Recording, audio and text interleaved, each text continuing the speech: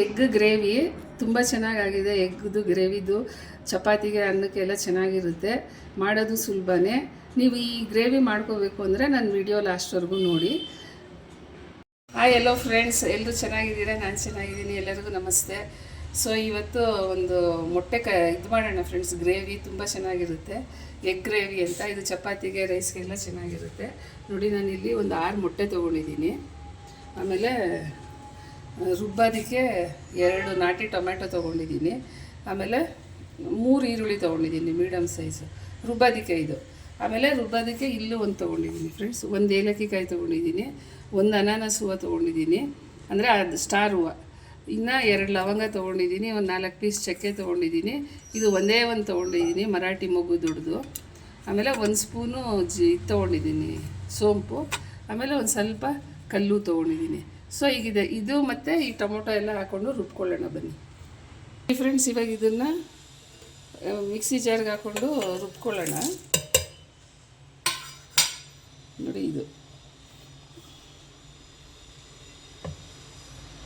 Tomato, ಈರುಳ್ಳಿ. ಇಲ್ಲಿ 3 ಈರುಳ್ಳಿ ತೊಗೊಂಡಿದ್ದೀನಿ ಫ್ರೆಂಡ್ಸ್ ರುಬ್ಬೋದಕ್ಕೆ, ಮೀಡಿಯಮ್ ಸೈಜು. ಆಮೇಲೆ ಇದು ಒಗ್ಗರಣೆಗೆ ಈರುಳ್ಳಿ. ಇದು ಒಗ್ಗರಣೆಗೆ ಒಂದು 5 ಈರುಳ್ಳಿ ತೊಗೊಂಡಿದ್ದೀನಿ, ಮೀಡಿಯಮ್ ಸೈಜು, ಒಗ್ಗರಣೆ ಮಾಡ್ಕೊಳ್ಳೋಕ್ಕೆ. ಕೊತ್ತಂಬರಿ ಸೊಪ್ಪನ್ನು ಒಗ್ಗರಣೆ ಮಾಡ್ಕೊಳ್ಳೋಕ್ಕೆ. ಆಮೇಲೆ 1.5 ಸ್ಪೂನು ಜಿಂಜರ್ ಗಾರ್ಲಿಕ್ ಪೇಸ್ಟ್ ಬೇಕು, ಅದಾಮೇಲೆ ಹಾಕ್ಕೊಳ್ಳೋಣ. ಈಗ ಫಸ್ಟ್ ಇದನ್ನು ರುಬ್ಕೊಳ್ಳೋಣ. ಒಂದು ಸ್ವಲ್ಪ ನೀರು ಹಾಕಿ ಇದನ್ನು ರುಬ್ಕೊಳ್ಳೋಣ. ನಿಮಗೆ ಅರ್ಥ ಆಯಿತು ಅನಿಸುತ್ತೆ. ಅದು ಚಕ್ಕೆ ಲವಂಗ ಅದೆಲ್ಲ ಮತ್ತು ಈರುಳ್ಳಿ ಟೊಮ್ಯಾಟೊ ಇಷ್ಟು ರುಬ್ಕೊಳ್ಳೋಣ ಒಂದು ಸ್ವಲ್ಪ ನೀರು ಹಾಕ್ಕೊಂಡು.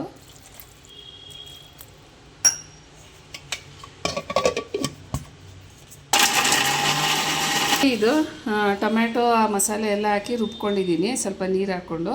ಇದನ್ನು ಈಗ ಒಂದು ಕಡೆ ಇಟ್ಟು ನಾವು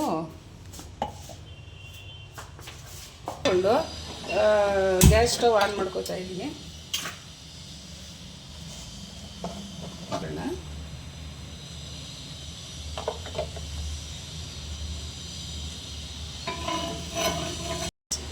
ನೋಡಿ, ನಾನು 6 ಮೊಟ್ಟೆ ತೊಗೊಂಡಿದ್ದೀನಿ. ಈ ಥರ 6 ಮೊಟ್ಟೆಗೆ ಮಾಡ್ತಾಯಿದ್ದೀನಿ. ನೀವು ನಿಮ್ಗೆ ಎಷ್ಟು ಬೇಕೋ ಅಷ್ಟು ಮೊಟ್ಟೆಗೆ ಮಾಡಿಕೊಂಡು ಮಸಾಲೆ ಅದ್ರ ಪ್ರಕಾರ ಹಾಕ್ಕೊಳ್ಳಿ ಅಷ್ಟೆ.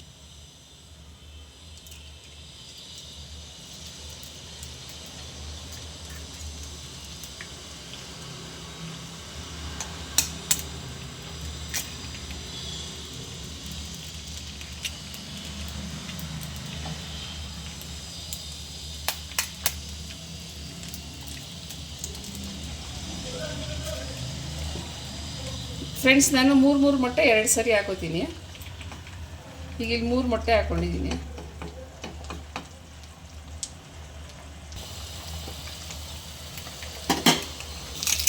ಇದು ಸುಮ್ಮನೆ ಹಿಂಗೆ ಎಲ್ಲ ಇದು ಮಾಡ್ಕೊಂಬಿಡ್ಬೇಕು ಫ್ರೆಂಡ್ಸ್. ಅಂದರೆ ಸ್ವಲ್ಪ ಪೀಸ್ ಮಾಡ್ಕೊಬೇಕಿದು, ಆಮ್ಲೆಟ್ ಹಾಕೋಬಾರ್ದು. ನೋಡಿ, ಈ ಥರ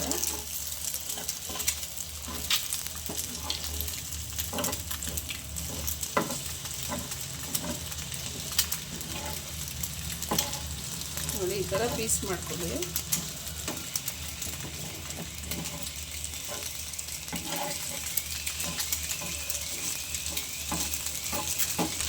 ಆ ಥರ ಪೀಸ್ ಮಾಡ್ಕೊಳ್ಳಿ, ಪರವಾಗಿಲ್ಲ. ನಾನು ಸ್ವಲ್ಪ ದಪ್ಪನೇ ಪೀಸ್ ಮಾಡಿದ್ರೆ ಫ್ರೆಂಡ್ಸ್ ಬಾಯಿಗೆ ಚೆನ್ನಾಗಿ ಸಿಗುತ್ತೆ ಗ್ರೇವಿಲಿ. ಇದು ಮಾಡ್ಕೊಂಡಿರೋದನ್ನು ಒಂದು ಸೈಡಿಗೆ ತೊಗೋತೀನಿ, ಒಂದು ಬೇರೆ ತಟ್ಟೆಗೆ. ಇನ್ನೂ 3 ಎಗ್ಗು ಬಾಕಿ ಇದೆಯಲ್ಲ, ಅದು ಮಾಡ್ಕೋಬೇಕು. ನಾನು ಒಟ್ಟಿಗೆ ಹಾಕ್ಕೊಂಡ್ರೆ ಹೆಂಚಲ್ಲಿ ಸಾಕಾಗಲ್ಲ ಅಂತ 3 ಹಾಕ್ಕೊಂಡಿದ್ದೀನಿ.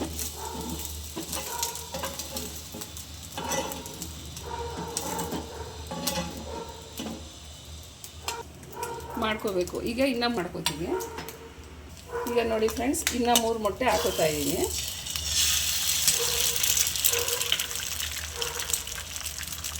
ಟೋಟಲ್ 6 ಮೊಟ್ಟೆ ಫ್ರೆಂಡ್ಸ್. ಫಸ್ಟ್ 3 ಹಾಕ್ಕೊಂಡೆ, ಇವಾಗ 3 ಹಾಕೋತಾ ಇದ್ದೀನಿ. ತುಂಬ ಟೇಸ್ಟಾಗಿರುತ್ತೆ ಫ್ರೆಂಡ್ಸ್ ಇದು. ರೈಸ್ಗೆ ಮತ್ತು ಚಪಾತಿಗಂತೂ ತುಂಬಾ ಚೆನ್ನಾಗಿರುತ್ತೆ ಇದು. ಚಪಾತಿ ಜೊತೆ ತಿನ್ನಿ, ಇದು ತುಂಬ ಆಮೇಲೆ ಮಾಡೋದು ಏನು ತುಂಬ ಕಷ್ಟ ಇಲ್ಲ, ಈಸಿಯಾಗಿ ಮಾಡ್ಕೋಬೋದು.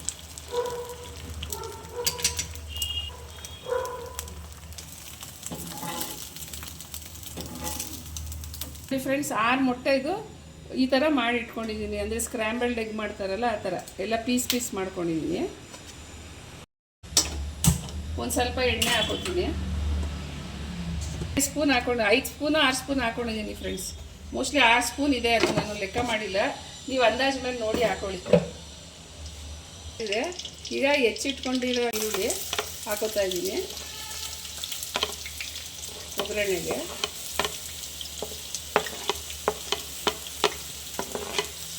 ನೋಡಿ ಈರುಳ್ಳಿ ಸ್ವಲ್ಪ ಚೆನ್ನಾಗಿ ಬಾಡಬೇಕು ಫ್ರೆಂಡ್ಸ್.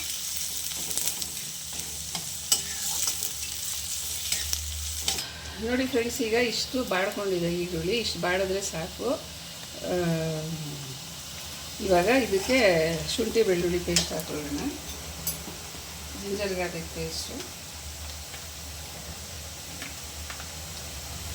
ನೋಡಿ ನಾನು 1.5 ಸ್ಪೂನ್ ಹಾಕೋತೀನಿ. ಯಾಕಂದರೆ ನಾನು 6 ಮೊಟ್ಟೆಗೆ ಮಾಡ್ತಾಯಿದ್ದೀನಿ. ಸೊ ಅದಕ್ಕೆ 1.5 ಸ್ಪೂನು ಜಿಂಜರ್ ಗಾರ್ಲಿಕ್ ಪೇಸ್ಟ್ ಹಾಕೊಂಡಿದ್ದೀನಿ. ಇದು ಚೆನ್ನಾಗಿ ಹಸಿ ವಾಸನೆ ಎಲ್ಲ ಹೋಗ್ಬೇಕು ಫ್ರೆಂಡ್ಸ್. ನೋಡಿ ಇವಾಗ ಇದು ಎಷ್ಟು ಜಿಂಜರ್ ಗಾರ್ಲಿಕ್ ಪೇಸ್ಟು ಹಸಿ ವಾಸನೆ ಎಲ್ಲ ಹೋಗಿದೆ. ಸೊ ಇವಾಗ ನಾವು ರುಬ್ಕೊಂಡಿದ್ವಲ್ಲ ಖಾರ ಹಾಕೊಳ್ಳೋಣ. ಇದಕ್ಕೆ ಖಾರ ಅಲ್ಲ, tomato paste. Tomato onion paste ಹಾಕೊಳ್ಳೋಣ ಈಗ ಅದಕ್ಕೆ ಫ್ರೆಂಡ್ಸ್ ನೋಡಿ, ಈ ಸ್ಪೂನಲ್ಲಿ 2 ಸ್ಪೂನು ಚಿಲ್ಲಿ ಪೌಡರ್ ತೊಗೊಂಡಿದ್ದೀನಿ, ಬರೀ ಚಿಲ್ಲಿ ಪೌಡರು. ಆಮೇಲೆ ಇದರಲ್ಲಿ 1 ಸ್ಪೂನು ಇದು ತೊಗೊಂಡಿದ್ದೀನಿ ಗರಂ ಮಸಾಲ ಪೌಡರು, ಅರ್ಧ ಸ್ಪೂನು ಅರಿಶಿನ ತೊಗೊಂಡಿದ್ದೀನಿ. ಸೊ ಇವಾಗ ಇದೆಲ್ಲ ಇದಕ್ಕೆ ಹಾಕೊಂಡ್ಬಿಡೋಣ. ನೋಡಿ ಫ್ರೆಂಡ್ಸ್, ಇದೆಲ್ಲ ಹಾಕ್ಕೊಂಡು ಸ್ವಲ್ಪ ಚೆನ್ನಾಗಿ ಇದು ಖಾರ ವಾಸನೆ ಹೋಗಬೇಕು ಫ್ರೆಂಡ್ಸ್. ಇದು ಮಸಾಲೆ ವಾಸನೆ ಎಲ್ಲ ಚೆನ್ನಾಗಿ ಹೋಗಬೇಕು ಫ್ರೆಂಡ್ಸ್. ಈಗ ನೋಡಿ ಟೇಸ್ಟ್ ನೋಡಿಕೊಂಡು ಸಾಲ್ಟ್ ಹಾಕೊಳ್ಳಿ ಫ್ರೆಂಡ್ಸ್. ರುಚಿಗೆ ತಕ್ಕಷ್ಟು ಉಪ್ಪು ಹಾಕೊಳ್ಳಿ. ನಾನು ನೋಡಿ ಹಾಕೋತೀನಿ, ನೀವು ಅಷ್ಟೇ ಸ್ವಲ್ಪ ಹಾಕೊಳ್ಳಿ. ಆಮೇಲೆ ಸಾಲಿಲ್ಲ ಅಂದರೆ ಹಾಕೊಳ್ಳಿ, ಇಲ್ಲಾಂದರೆ ಜಾಸ್ತಿ ಆಗಿಬಿಟ್ರೆ ಚೆನ್ನಾಗಿರಲ್ಲ. ಸೊ ಇವಾಗ ನಾನು ಒಂದು ಸ್ವಲ್ಪ ನೀರು ಹಾಕೋತೀನಿ ಫ್ರೆಂಡ್ಸ್ ಇದಕ್ಕೆ ಗ್ರೇವಿಗೆ. ಮಿಕ್ಸಿ ಜಾರೆಲ್ಲ ಇದೆಯಲ್ಲ ಅದು ಪೇಸ್ಟು, ಅದನ್ನೇ ಸ್ವಲ್ಪ ತೊಳೆದು ಹಾಕೋತೀನಿ.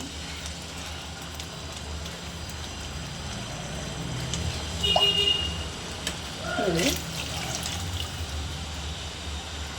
ಇದು ಖಾರ ಇದು ಮಸಾಲೆ ಇದೆಲ್ಲ ಸ್ವಲ್ಪ ಗ್ರೇವಿ ಚೆನ್ನಾಗಿ ಕುದಿಬೇಕು ಫ್ರೆಂಡ್ಸ್. ಎಲ್ಲ ನೀಟಾಗಿ ಆ ಮಸಾಲೆ ವಾಸನೆ ಎಲ್ಲ ಹೊಟ್ಟೋಗ್ಬಿಡ್ಬೇಕಂದ್ರೆ ಹಸಿ ವಾಸನೆ. ನೋಡಿ ಫ್ರೆಂಡ್ಸ್, ಗ್ರೇವಿ ಕುದೀತಾ ಇದೆ, ಸೈಡಲ್ಲೆಲ್ಲ ಎಣ್ಣೆ ಬಿಡ್ತಾ ಇದೆ ನೋಡಿ. ಇನ್ನೊಂದು ಸ್ವಲ್ಪ ಕುದಿದ್ರೆ ಸಾಕು ಫ್ರೆಂಡ್ಸ್. ಆಗ ಹಸಿ ವಾಸನೆ ಹೋಗ್ಬೇಕು ನಮ್ಗೆ ಅಷ್ಟೇ.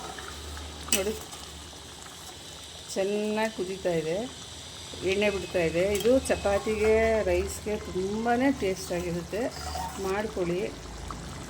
ಒಳ್ಳೆ ಎಗ್ ಗ್ರೇವಿ ಫ್ರೆಂಡ್ಸ್, ಇದು ತುಂಬ ಚೆನ್ನಾಗಿರುತ್ತೆ. ಎಗ್ ಕರಿ ಬೇರೆ, ಇದು ಗ್ರೇವಿ ಮಾಡ್ತಾಯಿದ್ದೀನಿ, ತುಂಬ ಚೆನ್ನಾಗಿರುತ್ತೆ. ಮಾಡ್ಕೋತೀರಾ ಅಂತ ತಿಳ್ಕೊಂಡಿದ್ದೀನಿ ಫ್ರೆಂಡ್ಸ್. ಇಷ್ಟ ಆದರೆ ಲೈಕ್ ಮಾಡಿ, ಶೇರ್ ಮಾಡಿ, ಕಮೆಂಟ್ ಮಾಡಿ, ಸಬ್ಸ್ಕ್ರೈಬ್ ಆಗಿ ಫ್ರೆಂಡ್ಸ್. ಸೊ ಇದು ಇವಾಗ ಗ್ರೇವಿ ಕುದೀತಾ ಇದೆ ನೋಡಿ ಫ್ರೆಂಡ್ಸ್. ನೋಡಿ ಇದು ಹಸಿ ವಾಸನೆ ಎಲ್ಲ ಹೋಗಿದೆ ಗ್ರೇವಿ. ಸೊ ನಾನಿವಾಗ ಇಲ್ಲಿ ಸ್ಕ್ರ್ಯಾಂಬಲ್ ಮಾಡ್ಕೊಂಡಿರೋ ಎಗ್ನ ಅದಕ್ಕೆ ಹಾಕ್ತೀನಿ ಫ್ರೆಂಡ್ಸ್. ನೋಡಿ ಎಲ್ಲ ಇಷ್ಟಿಷ್ಟು ಪೀಸ್ ಮಾಡ್ಕೊಂಡಿದ್ದೀನಿ. ನೀವು ನಿಮ್ಗೆ ಎಷ್ಟು ಪೀಸ್ ಬೇಕೋ ಮಾಡ್ಕೊಳ್ಳಿ. ಬಟ್ ಈ ಥರ ಇಷ್ಟು ಸಪ್ಪ ಹಾಕ್ಕೊಂಡ್ರೆ ಸ್ವಲ್ಪ ಬಾಯಿಗೂ ಸಿಗುತ್ತೆ ಜೊತೆಲಿ. ಅದಕ್ಕೋಸ್ಕರ ನಾನು 6 ಮೊಟ್ಟೆ ಈ ಥರ ಮಾಡಿ ಹಾಕ್ಕೊಂಡಿದ್ದೀನಿ. ಸೊ ಇವಾಗ ಇದನ್ನು ಇದಕ್ಕೆ ಹಾಕ್ಕೊಳ್ಳೋಣ.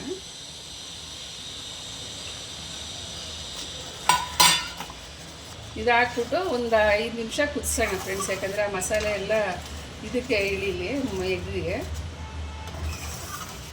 ನೋಡಿ ಎಗ್ ಗ್ರೇವಿ ಇಷ್ಟೇ, ತುಂಬಾ ಈಸಿ, ಆಮೇಲೆ ತುಂಬ ಟೇಸ್ಟಿಯಾಗಿರುತ್ತೆ, ಡಿಫ್ರೆಂಟಾಗಿರುತ್ತೆ. ಮಾಡ್ಕೊಂಡು ತಿಂತೀರಾ ಅಂದ್ಕೊಂಡಿದ್ದೀನಿ ಫ್ರೆಂಡ್ಸ್. ಪ್ಲೀಸ್ ಲೈಕ್ ಮಾಡಿ, ಶೇರ್ ಮಾಡಿ, ಕಮೆಂಟ್ ಮಾಡಿ, ಸಪೋರ್ಟ್ ಮಾಡಿ ಫ್ರೆಂಡ್ಸ್.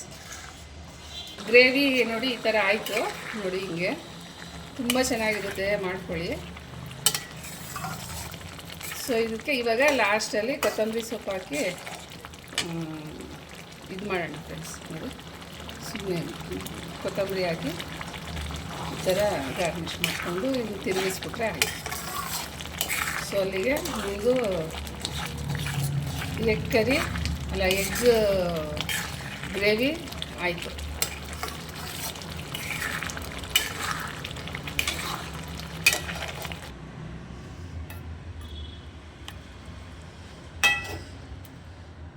ನೋಡಿ ಎಷ್ಟು ಚೆನ್ನಾಗಾಗಿದೆ ನೋಡಿ. ಇದಕ್ಕೆ ಚಪಾತಿ ಮಾಡ್ಕೊಂಡು ತಿನ್ನಿ, ತುಂಬಾ ಚೆನ್ನಾಗಿರುತ್ತೆ.